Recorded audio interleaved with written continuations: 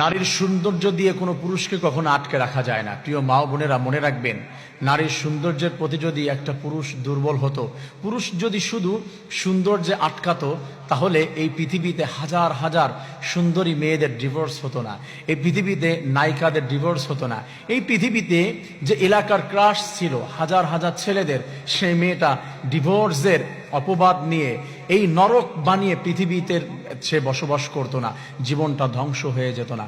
একটা পুরুষ আটকায় হচ্ছে ভালোবাসায়। সৌন্দর্য তো অনেক মেয়েদের পাওয়া যায়, একটা পুরুষ শুধু নারীর সৌন্দর্য তার দেহের পাগল হয় না, কারণ দেহ তো 500 টাকায় কিনতে পাওয়া যায়। একটা নাচনেওয়ালিকে যদি 500 টাকা দেওয়া হয়, সারা রাত নাচে, 200 টাকা বাড়িয়ে দিলে দেহটাও বেচে। এটা হচ্ছে একটা নাচনেওয়ালিকে পাওয়া যায়, বাহিরেও পাওয়া যায়। শুধু শরীর দিয়ে, সৌন্দর্য দিয়ে একটা পুরুষকে কখনো জাজ করা যায় না, তাকে আটকায় রাখা যায় না। আদর্শ দিয়ে, ভালোবাসা দিয়ে, কলিজার সাথে লাগিয়ে রেখে, বিশ্বস্ততা অর্জন করে, ভিতরে ভালোবাসা অর্জন করে, নম্রতা অর্জন করে একটা পুরুষকে সারা জীবনের জন্য কলিজার ভিতরে বেঁধে রেখে দেওয়া যায়, হৃদ মাঝারে ঘরের ভিতরে তাকে বেঁধে রাখা যায়। এজন্য মনে রাখতে হবে, সৌন্দর্যে পুরুষ কখনো আটকায় না, একটা পুরুষকে আটকানো যায় না। অন্যথায় একটা পুরুষ হচ্ছে বন্য ঘোড়ার মতো, পুরুষ থাকবে স্বাধীন। সেই পুরুষটাকে যদি কোনো মেয়ে পরাধীন করতে চায়, কোনো মেয়ে যদি চায় যে তাকে হচ্ছে সারা জীবনের জন্য আঁচলের সাথে বেঁধে রাখবে, তাহলে আঁচল ছিঁড়ে যে কখন চলে যাবে বুঝতেও পারবে না। হচ্ছে পুরুষটাকে স্বাধীনতা দিতে হবে, মানসিক প্রশান্তি দিতে হবে।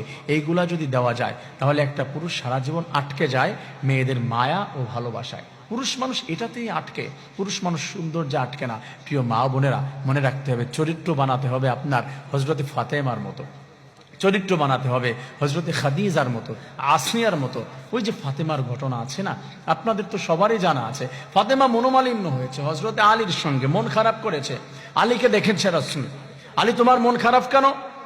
হযরতে আলী বলেছে, ইয়া রাসূলুল্লাহ, আপনার মেয়ে ফাতেমা আমার সাথে একটু ছোট্ট ঝগড়া করেছে, আমার তার জন্য মন খারাপ।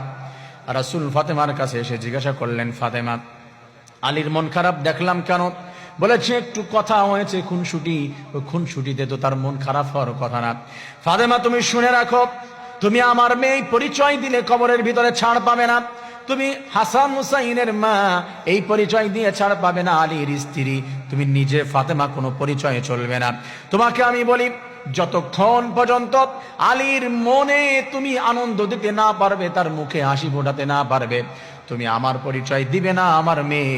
আর এই অবস্থায় যদি তুমি মারা যাও, তুমি জাহান্নামী হয়ে যাবে, নাউজুবিল্লাহ। আলীর মুখে হাসি ফোটাবে, তাকে আনন্দ দিবে, তার কাছে মাপ চাবে, অনুতপ্ত হবে। দেন আলী যদি তোমার প্রতি খুশি হয়ে যায়, মনে রাখবে আমিও ক্ষমা করে দিয়েছি, আমার রব আল্লাহ তোমাকে ক্ষমা করে দিয়েছে। আলী যদি তোমার প্রতি খুশি থাকে, দুনিয়া থেকে বিদায় নিয়ে চলে যাবে, তাহলে তুমি জান্নাতুল ফিরদাউসে দাখিল হয়ে যাবে। সুবহানাল্লাহ। প্রিয় মা বোনেরা, মনে রাখতে হবে, এই জন্য একজন পুরুষকে ভালোবাসা দিয়ে, তার সামনে নম্রতা দেখিয়ে, সবটুকু সঁপে দিয়ে ধরে রাখতে পারবেন আজীবন, কোনোদিন আপনাকে ছেড়ে যাবে না। পুরুষ মানুষ বেশি কিছু চায় না, একটু ভালোবাসা চায়, প্রশান্তি চায়। আল্লাহ তাআলা আমাদের প্রত্যেকটি মা বোনদেরকে এই বিষয়টি বুঝে পরিবারটা জান্নাতি বানানোর তৌফিক দান করেন। আমিন।